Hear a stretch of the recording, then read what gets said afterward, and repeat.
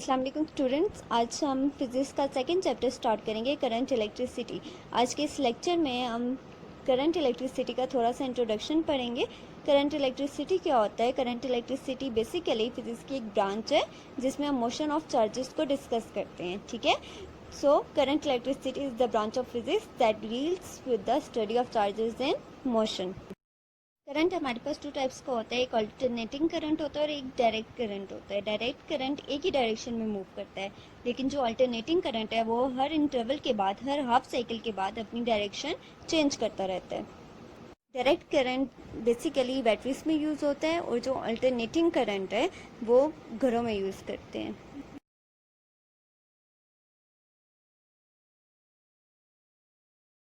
अब हम पढ़ेंगे इलेक्ट्रिक करंट को। इलेक्ट्रिक करंट को समझने के लिए हमने एग्जांपल ली कंडक्टर्स की।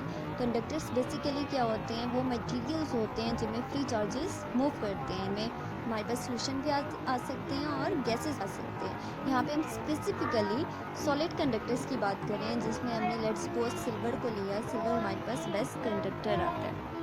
सो इलेक्ट्रिक करंट किया है, कंडक्टर्स में जो चार्जेस मूव कर रहे हैं, जो चार्जेस फ्लो कर रहे हैं, वो एक स्पेसिफिक डायरेक्शन में फ्लो करते हैं, एक स्पेसिफिक डायरेक्शन में मूव करते हैं। उनकी जो मूवमेंट है, जो उनका फ्लो है, 1 सेकेंड में जो चार्जेस फ्लो कर रहे हैं, जो मूव कर रहे हैं, उसको हम क्या कहते हैं? उसको हम इलेक्ट्रिक करंट कहते हैं।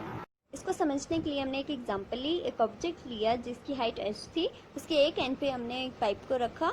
अब उस पाइप के एक एंड की हाइट h होगी और जो दूसरा एंड है उसकी हाइट 0 है, क्योंकि वो ग्राउंड स्टेट पे है।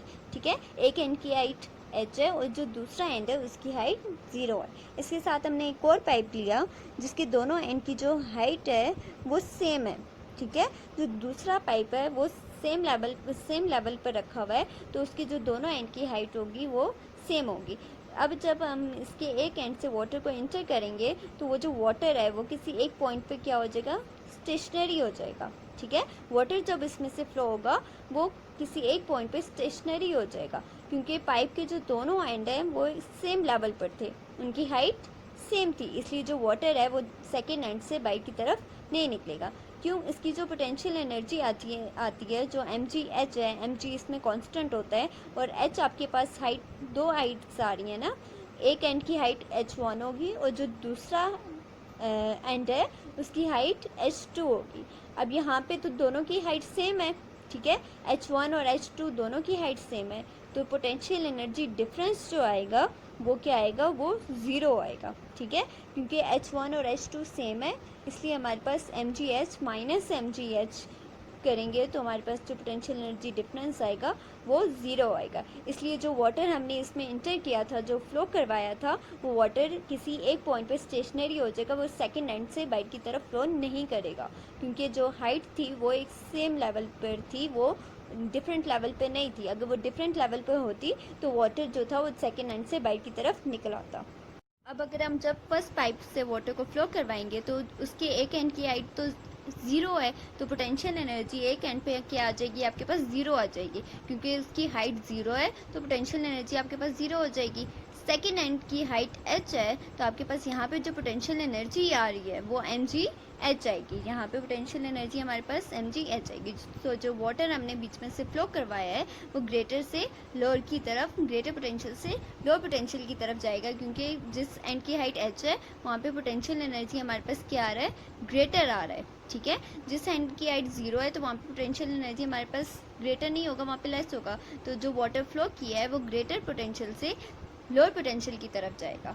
इसलिए ये जो वाटर की मूवमेंट है वो ग्रेटर पोटेंशियल से लोअर पोटेंशियल की तरफ है, पोटेंशियल डिफरेंस की वजह से ये वाटर की मूवमेंट हुई है। अब अगर हम कंडक्टर्स को देखें तो कंडक्टर्स होते हैं उनमें चार्जेस जो हैं वो फ्रीली मूव करते हैं। यहाँ पे हम स्पेसिफिकली सॉलिड कंडक्टर्स की बात कर रहे हैं, तो इसमें जो इलेक्ट्रॉन्स होंगे वो इलेक्ट्रॉन्स क्या करते हैं? वो रैंडमली मूव कर रहे होते हैं, डिफरेंट डायरेक्शन में मूव कर रहे होते हैं। फ्रीली मतलब जो इनका जो एटम्स हैं वो इतने लूजली बाउंड होते हैं, उन पर से जो न्यूक्लियस का इफेक्ट है वो वैनिश हो जाता है।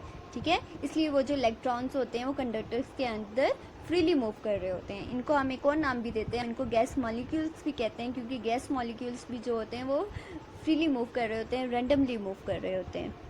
जैसे गैस मॉलिक्यूल्स रैंडम मोशन करते हैं, फ्रीली मूव करते हैं, वैसे ही कंडक्टर्स में ये इलेक्ट्रॉन्स फ्रीली मूव कर रहे होते हैं। अब अगर हम यहाँ पे देखें कि इनकी जो मूवमेंट है वो रैंडमली है, किसी एक स्पेसिफिक डायरेक्शन में मूव नहीं कर रही है इलेक्ट्रॉन्स, ठीक है। अगर हम इसका एक स्पेसिफिक एरिया ही ले लें तो यहाँ पे इस एरिया से जितने भी इलेक्ट्रॉन्स राइट साइड पे मूव कर रहे हैं उतने ही लेफ़्ट साइड पे ही मूव करेंगे, ठीक है। सो जो इनका नेट इफेक्ट आ जाएगा वो ज़ीरो आ जाएगा। जब नेट इफेक्ट ज़ीरो होगा तो हम ये कह सकते हैं कि यहाँ पे जो ये जो कंडक्टर है इस पे इसका जो ये एरिया है यहाँ पे इलेक्ट्रिक करंट एग्जिस्ट ही नहीं करता है, ठीक है। बट अगर हम इसके साथ अगर कोई बैटरी लगा देते हैं, एक को नेगेटिव टर्मिनल के साथ और एक को पॉजिटिव टर्मिनल के साथ अटैच कर देते हैं, अब इलेक्ट्रॉन्स क्या करेंगे, वो अब एक स्पेसिफिक डायरेक्शन में मूव करेंगे, क्योंकि बैटरी क्या करती है, बैटरी इलेक्ट्रॉन्स को इलेक्ट्रिकल एनर्जी प्रोवाइड करती है। अब जब बैटरी इलेक्ट्रिकल एनर्जी प्रोवाइड करेगी इलेक्ट्रॉन्स को, तो इलेक्ट्रॉन्स एक स्पेसिफिक डायरेक्शन में मूव करेंगे। यहाँ पे जो पॉजिटिव टर्मिनल है, पॉजिटिव टर्मिनल को हम ग्रेटर पोटेंशियल लेते हैं और नेगेटिव टर्मिनल को हम लोअर पोटेंशियल लेते हैं। इलेक्ट्रॉन्स जब यहाँ से क्या करेंगे, रिपेल होना शुरू हो जाएंगे नेगेटिव टर्मिनल से, क्योंकि इलेक्ट्रॉन्स भी नेगेटिव होते हैं, और पॉजिटिव टर्मिनल्स की तरफ क्या करेंगे, अट्रैक्ट होना शुरू हो जाएंगे। इसलिए इलेक्ट्रॉन्स अब लेफ़्ट से राइट की तरफ मूव करना शुरू कर देंगे। अब यहाँ पे जो नेट इफेक्ट आ जाएगा वो एक खास डायरेक्शन में आ जाएगा, ठीक है। अब जब नेट इफेक्ट एक खास डायरेक्शन में आ जाता है तो उसको हम क्या कहते हैं, हम उसको इलेक्ट्रिक करंट कहते हैं।